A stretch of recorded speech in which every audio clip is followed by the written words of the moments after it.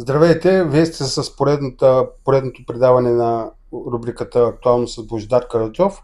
Днес ще говорим за актуални теми. Здравейте, господин Караджов. Какви са вашите прогнози за тази година в политически план в Република България? Здравейте и от мен на всички зрители на нашия подкаст Актуално. Актуалната политическа обстановка в момента, освен изглеждайки, че 4 години ще има мандат това правителство новото на Прогресивна България, искам да кажа, че пред мандат правителството няма да изкара със сигурност. Да, няма да са тази година предсрочните парламентарни избори, но със сигурност ще има, да кажа, едно такова отделяне на депутати, които са свързани с Прогресивна България, което ще създаде определено дискомфорт на самия премиер, както и на самата политическа парламентарно представена партия. Важно обаче уточнение, реформите, които предстоят в съдебната система, в крайна сметка ще се случат. Да, това ще бъде около края на тази година, но ще се намери консенсус около точно 160 гласа, за да може да се случи това. Тази година ще бъде избран и новия Висш съдебен съвет със сигурност. До период на април другата година ще бъде избран и нов главен прокурор. Лице категорично заявявам непознато до момента, разбира се, не в съдите прокурорските или съдийските, но не и от към политическия терен със сигурност. Твърдя, че това все пак е крачка напред. А в контекста на това, как предвиждате, ще има ли успокоение от страна на самите гласоподаватели, от нас, от гражданите, при една по-нормална политическа обстановка би трябвало да се успокоят и самото напрежение? Ще има ли спад на напрежението? Да кажем, че едни други сили ще се опитат да подпалят пожар, за да няма този спад на напрежението, но няма да успеят.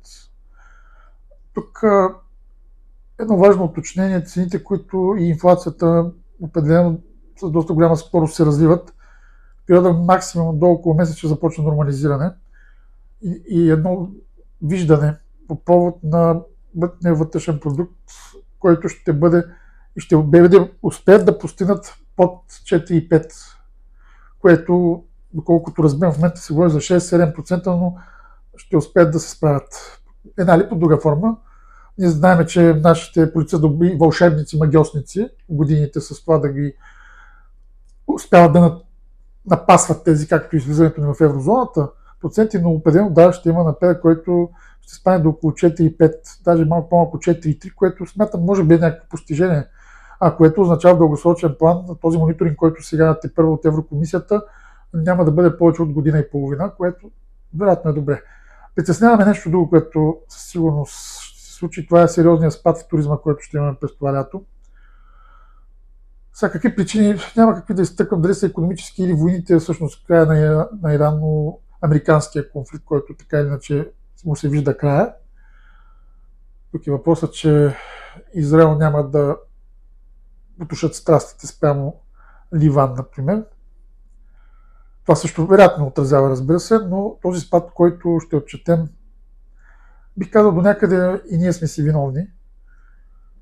Този спад ще бъде поне с около 12-13%. Сега по медиите какво ще излезе, важни са резултатите. Това ме притеснява лично, но пък зимния ни туризъм ще отбележи ръст, но летния ще отбележи спад.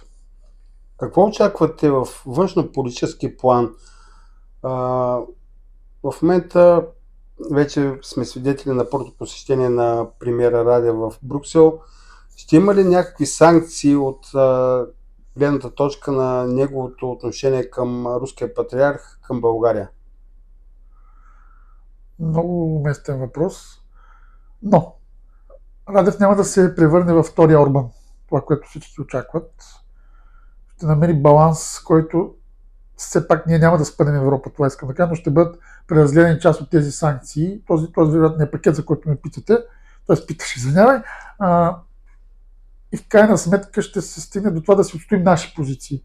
Аз не искам да взема някаква политически страна, дали това е правилно или не, но ние няма да спънем Европейския съюз.